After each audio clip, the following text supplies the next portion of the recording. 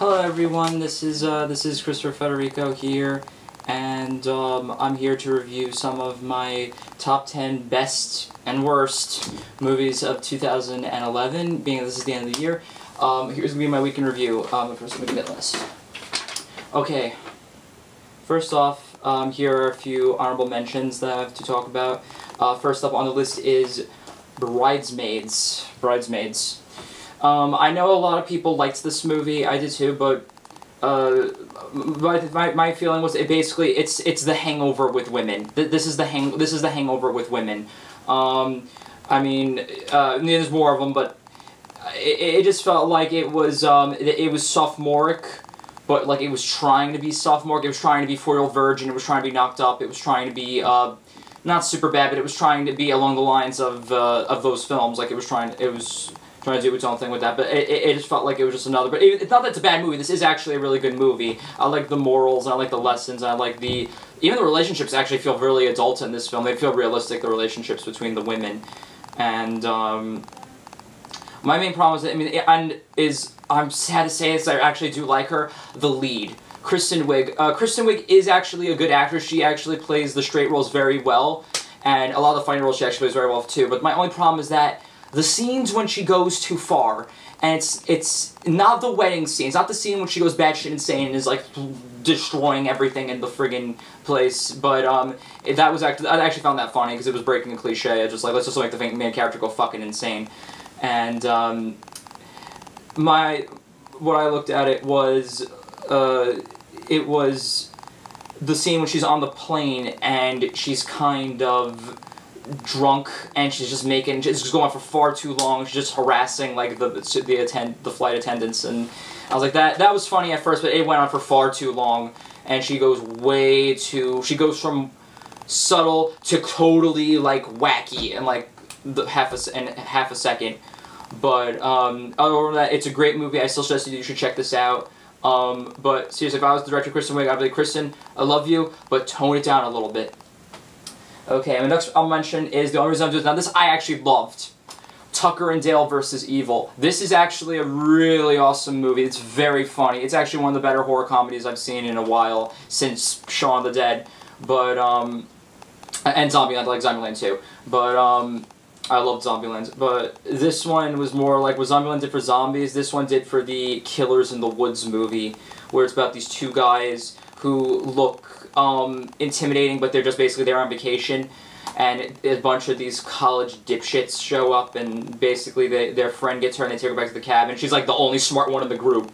She's the only like one who actually has sense, and Katrina Bowden, that's her. Tyler Labine and Alan Tudyk, they steal the whole movie. These two guys, Tucker and Dale, Tyler Labine and Alan Tudyk, are both really great character actors. They're awesome. And also, this movie gives us one of the most evil, sadistic, fucked up villains in a horror movie I've seen in a long time. Chaz, who's basically like 80s Tom Cruise come back to haunt me. He has like the monobrow, he does the crazy stuff with like his hands, he has the voice, he has the mannerisms of young Tom Cruise, and it was really surreal seeing him. He's such an over-the-top, crazy, douchey villain that I think that I have no choice but to like him. But the only reason I put this honorable mention is because they're having trouble getting the sequel off the ground financially. So if you're seeing this video, please go support this movie. I will only put this on my list of best of the year if the sequel gets okayed. When I know if there's a sequel, because it does leave room for a sequel. And now it does leave room for a sequel right off the bat. Spoiler alert! Right off the bat of the movie, it leaves room for a sequel. But please support this movie. You will not regret it. It's actually very well done. It's not like Hatchet. It's not like any of those other movies that are like gory and they try to be funny. This is actually a legitimately good, funny movie. Oh, sorry. I apologize. I'm holding the camera up with duct tape. So if it's a little bit lopsided, I apologize. This is one of my first videos that I'm shooting. Yeah, support Tucker and Dale vs. Evil. Okay, now let's go to my top 12. There were so many I liked, I had to put a top 12. Number 12 is Rango. Directed by the same guy who did Pirates of the Caribbean and starring the same guy who was in Pirates of the Caribbean, Mr. Johnny Depp. Now, this was basically, the only way I could describe this movie is if Hunter S. Thompson made a fairy tale. And that's exactly what Rango is. It's a fairy tale slash western slash who am I kind of movie. And but the animation is glorious. I love the characters are really creative. The location is really creative. I love the villains. It has some of the best, Rattlesnake Jake, Bad Bill, the mayor. I love the villains. You gotta see this movie. Like, if you didn't like Pirates of the Caribbean, or if you loved it, either way, then at least give this movie a watch. It's different. It's very different. Obviously, Gore Verbinski had a lot more free reign on this movie because of Pirates, and it shows in this one. And it's already nominated for Best Animated Feature of the Year, and I don't blame them. It's one of my personal favorites. Okay, number 11 is Paul. This is starring Simon Pegg, Nick Frost, and Seth Rogen as our diminutive eponymous hero of the film, Paul the Alien. And it was also written by Simon Pegg and Nick Frost. And basically, as a follow-up to Hot Fuzz and Shaun of the Dead, this is kind of like, before the third Blood and Ice Cream movie, this is kind of like the half movie. This is like the 1.5 of the Blood and Ice Cream movie, because it's basically Simon and Nick coming to America, and it's them kind of being kind of like our comedians. I mean, everyone's like, of course, everyone's Kristen Wiig. Kristen Wiig's in this one too. Kristen Wiig, Bill Hader, Jeffrey Tambor playing a dick as always.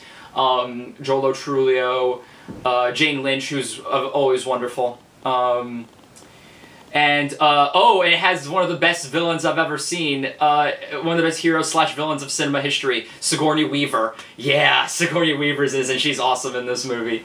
I highly recommend it. It's very funny. It's actually really sweet of a movie too.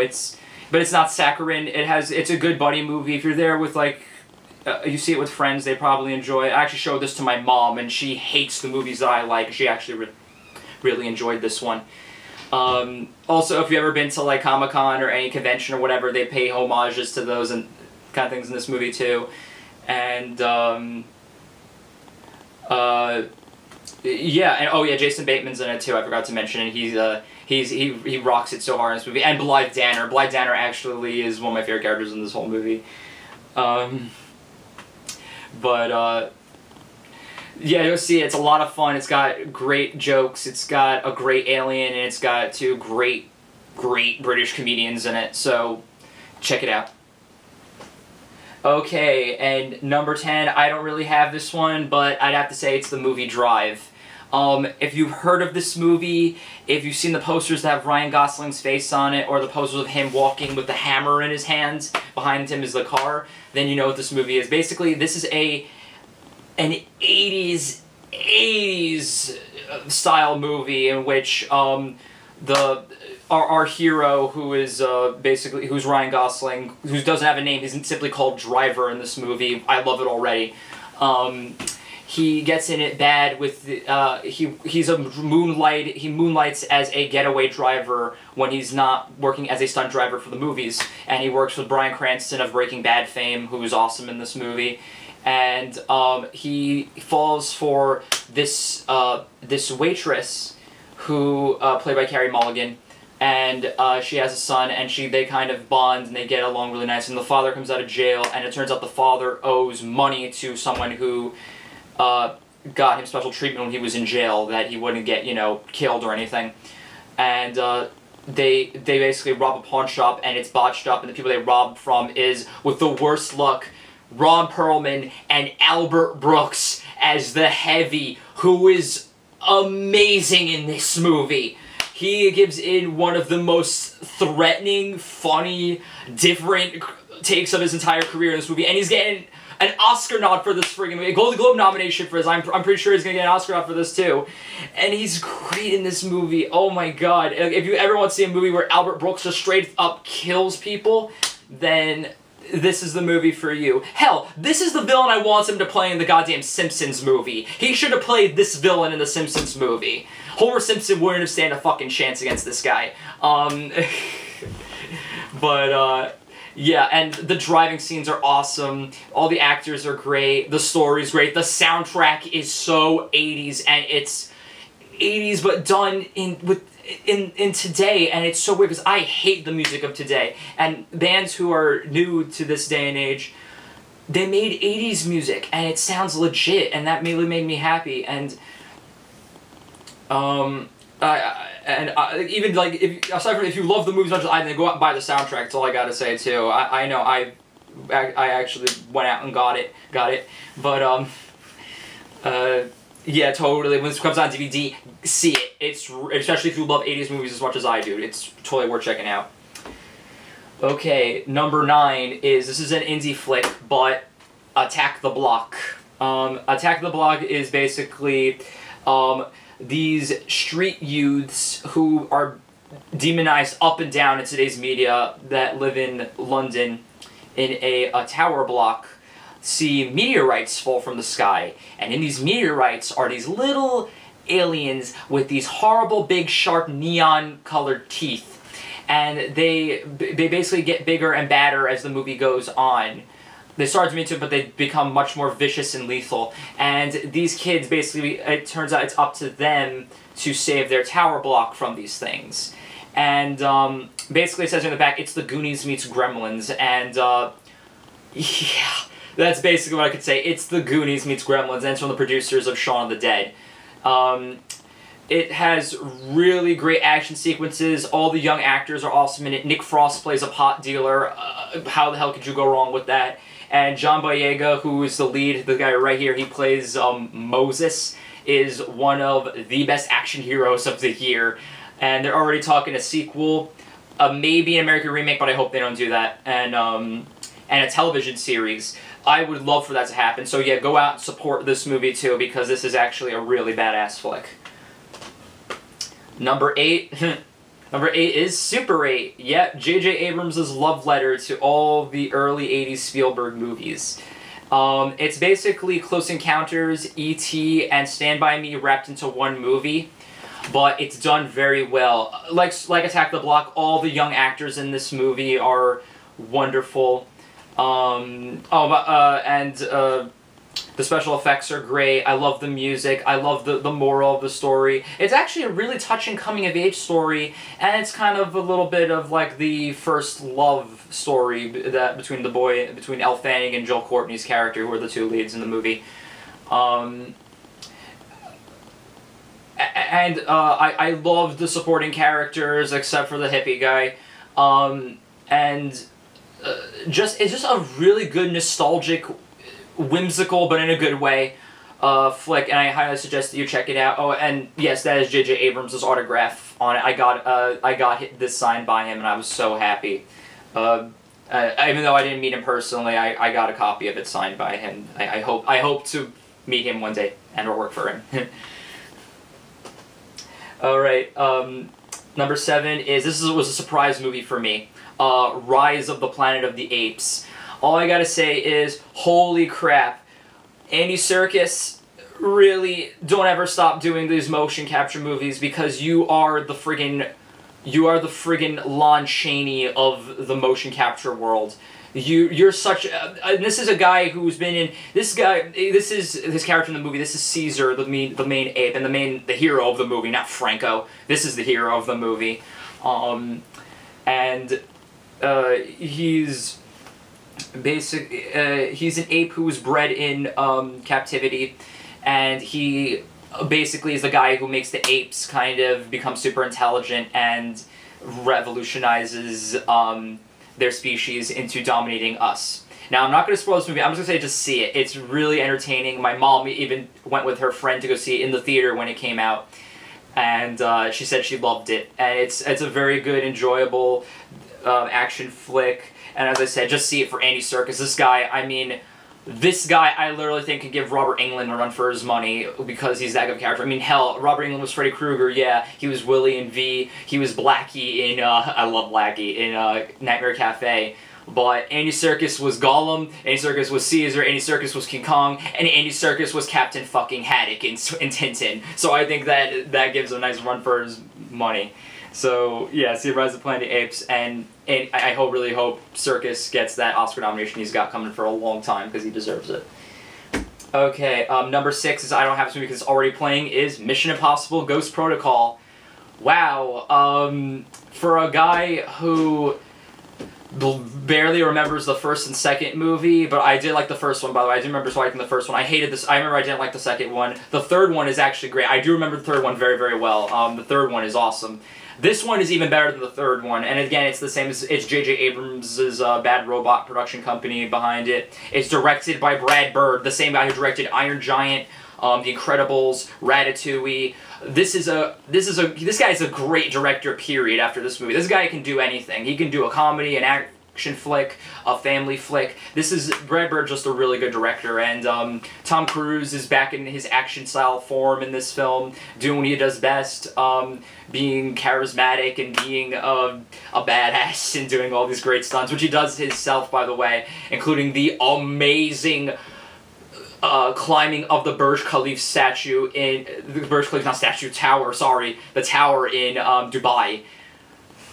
See this movie in IMAX, because the IMAX camera shot it full friggin' frame, where it reaches the top of the screen to the bottom of the screen, and it just makes the movie that more immersive. I actually felt I was gonna topple into the friggin' screen, just because it was that vertigo-inducing.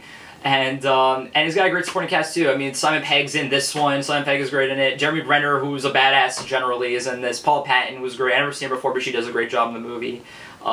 Michael Nyqvist from the original, I hope I'm saying his name right, Michael Nyqvist from the original Girl with the Dragon Tattoo is the villain in this movie. That's awesome. The original Mikael Blomkvist. And it's also kind of ironic because this actually came out around the same time Sherlock Holmes came out, and Noomi Rapace is in that movie as the Gypsy, and now they have the American remake that just came out too, so that's kind of like a, you know, irony kind of thing they're going on there. But, it was really good, great action, very well written, very well acted, just an overall great, probably the best action flick of the year. Go check it out. Okay, now number 5, this is actually one that I have no problem doing. Number 5 is Marvel. Marvel. This was the year of Marvel. That's right, X-Men First Class, Thor, Captain America. I loved these movies. Each one was better than the last. First we had Thor, which was good. Then we had X-Men, which was fan-friggin-tastic, especially going into it. I thought I was going to hate this movie. The trailer alone made me angry over this movie. But it had two great leads. It had Michael Fassbender and James McAvoy playing their roles perfectly as Professor X and Magneto. It had a great supporting cast, and Kevin Bacon is the villain. How the hell could you go wrong? And it had great action and great suspense, and it was just a really damn good origin story. And if you haven't seen it already, check it out. Especially if you're an X-Men fan, this is the movie for you. Thor was a very good start. This is a movie that actually, I know some people may think it's not the best movie, but you know what? Pertaining to what it could have been, where it really, I thought, could have been Fantastic Four: Rise of the Silver Surfer. This is actually a really, really good flick. Like, this is actually a damn good flick. Chris Hemsworth is amazing as Thor. He is Thor to a T. He is the Thor that I grew up watching. Like, I thought, that is friggin' Thor. Anthony Hopkins, of course, was grandstanding in this movie, as always. Natalie Portman was, I thought, a likable love interest. Kat Dennings could have been cut out of the whole movie, but that's the one small gripe that does, but thank God she disappears as the movie goes on. Not that I hate her. I actually like Kat Dennings, but she did not belong in Thor, people. She didn't belong in Thor. But again, great action, great acting, great comedy. I was surprised how bad the movie was, and oh crap. Sorry again. Ugh. Duct tape is our best friend, people.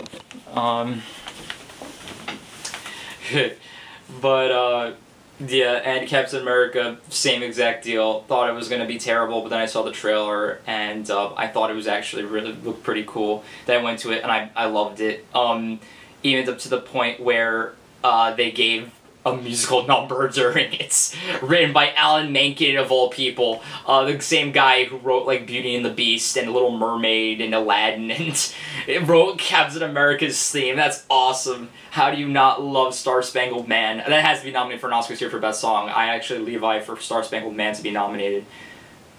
And Chris Evans is just perfect as Captain America. He's actually, I was scared because of Johnny Storm from Fantastic Four. He was terrible, and not terrible, but he was like kind of like a wisecracking jackass in that. But in this one, he really gave Captain America his humanity, and he gave him a lot of, we were with this guy. We were with this guy throughout the whole movie. I liked this guy. And, oh man, the chick who was in this, let me, wait, I'm drawing a blank, let me see what her name was. Hayley Atwell. Hayley Atwell as Peggy Carter was awesome. She is a badass World War II chick. And I really hope they bring her back in like one of the sequels or whatever, because I really liked her. And Tommy Lee Jones is being Tommy Lee Jones, and he's awesome at it. Stanley Tucci was great. And Hugo Weaving is one of the... Dude is the best Hugo Weaving he possibly can. He's got the Satan eyebrows even when he's the Red Skull. And he's having a blast in this movie. I could tell he was having a ball while doing this. And again, this is a really fun, campy, awesome... Campy in a good way. Just badass superhero flick. You should check all three of these out. These were all great. Number 4 is I just came back from seeing it, actually was Girl with the Dragon Tattoo, and what can I say that has been said right? Rooney Mara is amazing, and this is the same Rooney Mara that I bashed to hell and back for playing Nancy Thompson in the Nightmare on Elm Street remake, and she does a wonderful job in this movie. She was funny, she was dramatic, she was sad, she was likable. I really liked this character. I liked Elizabeth Salander. She's probably one of the she's basically, I call her the anti-Wonder Woman, whereas Wonder Woman was voluptuous, righteous, and always on the right path. She's skinny, creepy as hell at points, and and sadistic. And if you cross her, you better get the fuck out of her way, because she'll kill you. And I really like that character. I love that she's also kind of like this avenging angel kind of character for Mikael Blomkvist's character. And I really like this mystery. Please note, I have not read the books yet, and I have not seen the Swedish film yet. But if this was the introductory film to it, which is what I'm going to call now David Fincher's The Girl with the Dragon Tattoo, then I'm very happy that I went to see this first, because it was a damn good mystery flick. And easily one of the sleaziest movies of the year, but that's David Fincher for you. It's what he does best. Number 3 is, this is a movie that I absolutely loved when I saw it. And hold on, I got it right here. I have something from it that I can use. The Adventures of Tintin, The Secret of the Unicorn.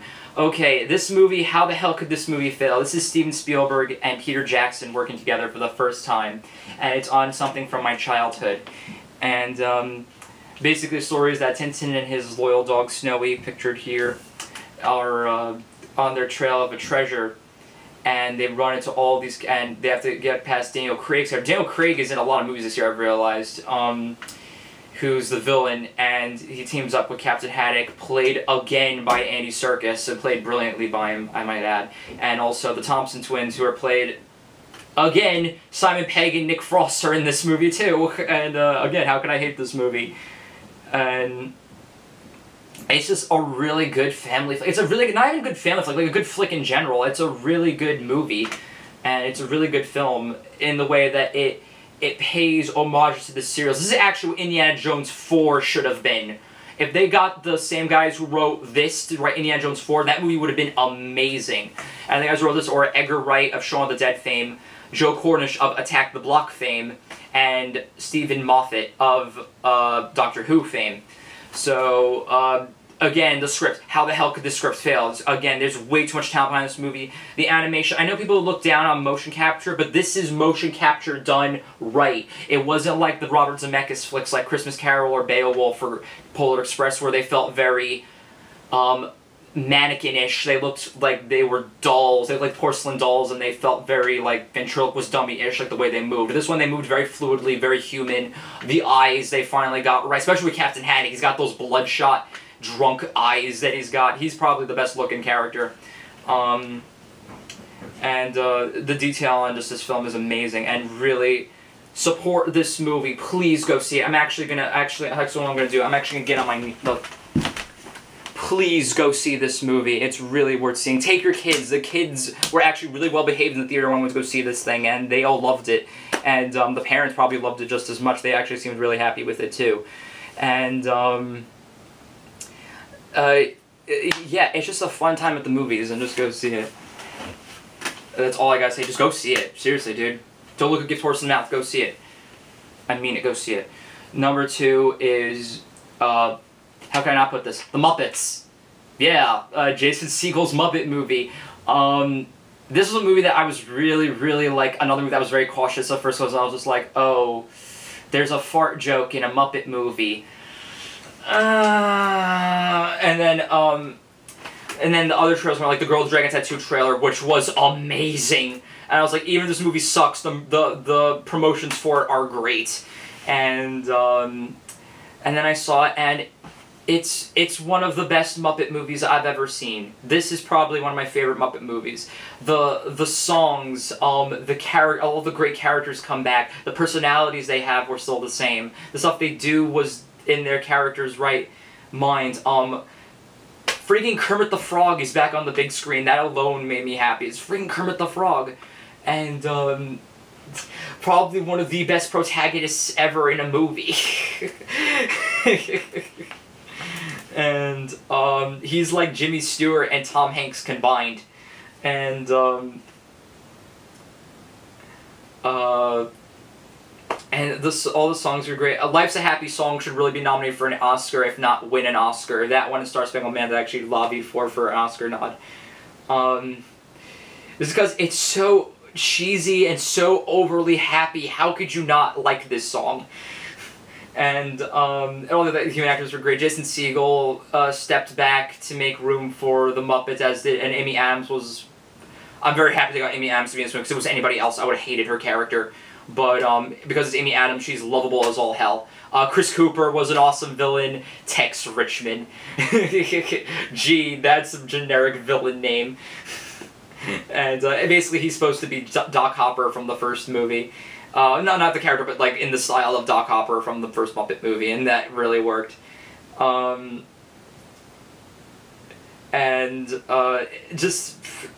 It's a badass Muppet movie. It's just a great flick. It's a great Muppet flick, and I really suggest that you take your kids to see it, because they're just gonna love it as much as I did. And I'm like one of the older crowd who really loved it, but goddamn it, I felt old in that theater. And my number 1 favorite movie of the year is actually a one-way tie between 2 movies, and that is Hugo by Martin Scorsese and The Artist by... I feel like such an asshole for not knowing this guy's names, but he's a really great director. He's gonna get nominated for Best Director this year, I assure you. I apologize, sir, but you made one of the best movie of the year for me. One of the best movies of the year, if not the best. And Hugo, both these guys are just like masters of film. These are guys who did their homework. They know their stuff about films. And Hugo basically is for anyone who's done anything artistic with their lives. If you've written, if you've made videos, if you've made paintings, if you've drawn, if you make movies, this is the movie for you. This is like the movie for artists. Like this is, and seeing it in 3D, because the 3D is actually really, really good. It was done in a way where if every movie did 3D like this, it wouldn't be the laughing stock it is today. And it wouldn't be the cash cow it is. But Hugo uses 3D in a way that was even better than Avatar.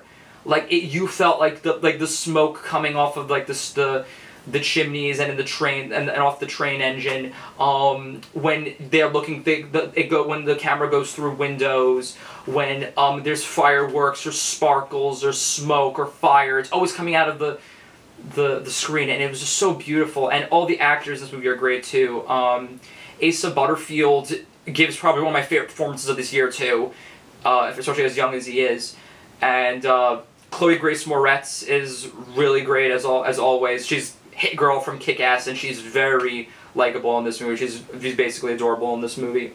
And Sir Ben Kingsley returns to glorious form. He's gonna get an Oscar nod for this movie, I'm sure. Sacha Baron Cohen is not doing his Borat impression, and he's great at it. Emily Mortimer, Richard Griffiths, Christopher Lee. This is just has a great cast in it, and they were all memorable, and they were all wonderful in their own kind of. Sorry about that, folks. I decided I'm gonna cut this camera together because the tape on my drawer is a really bad thing. I'm shooting this with my Sony vlog camera, so bear with me, people. Don't worry, there's gonna be edits in this movie. I'll take them out, But okay, as I was saying, The Artist, Hugo is just a wonderfully great kids movie. It was a really smart, like The Muppets, it was a very smart kids movie. It didn't talk down to kids. It was as much for the parents as it was the children, and it's really worth seeing. It's a very nice, feel-good family film. The Artist. Now, The Artist is basically a silent film made in this year of our Lord, 2011. Films like this have been dead for a very, very long time, and just to see this again, and with character actors that we've known for a long time. I mean, Malcolm McDowell's in this, James Cromwell, John Goodman, Missy Pyle. There are so many character actors in this movie, and they're all so fit to be in silent films. Like, they don't have to talk, we know who they are, and they just resonate by it. This is a colorful film just by its characters, and that's the color comes from just the characters themselves, and that's the great thing. And the lead actor is wonderful in this movie. Him and the lead girl are just so they stepped out of like the 1930s and came to like our time by DeLorean, by Time Warp, by whatever. And one of the best actors in the movie is the dog. The dog is so great in this movie. He's so well trained, and I love when animal actors are so great in these movies. Like, even like I haven't seen it yet, but even War Horse, I heard like the horse is amazing in that. Even though I actually thought that the horse was Sarah Jessica Parker at a point, but it turns out I was wrong. It's not Sarah Jessica Parker. It's just a horse. But it was just a really good flick, and I'm sorry I keep saying the word flick, but I just like the word flick. I watched a lot of Joe Bob Briggs when I was younger, Monster Vision on TNT, and he would say that a lot too, so I guess I'm channeling Joe Bob Briggs a little bit. But it's got blood, it's got gore, and it's got tits. 4 stars. But yeah, those are my top 10 best films of the year, and go check it out. Go see The Artist. It's wonderful. Probably the best movie of the year. It's probably going to win the Oscar too. So I'm going to take a break right now, and I'll put up another video of the worst films of 2011. God help me. See ya.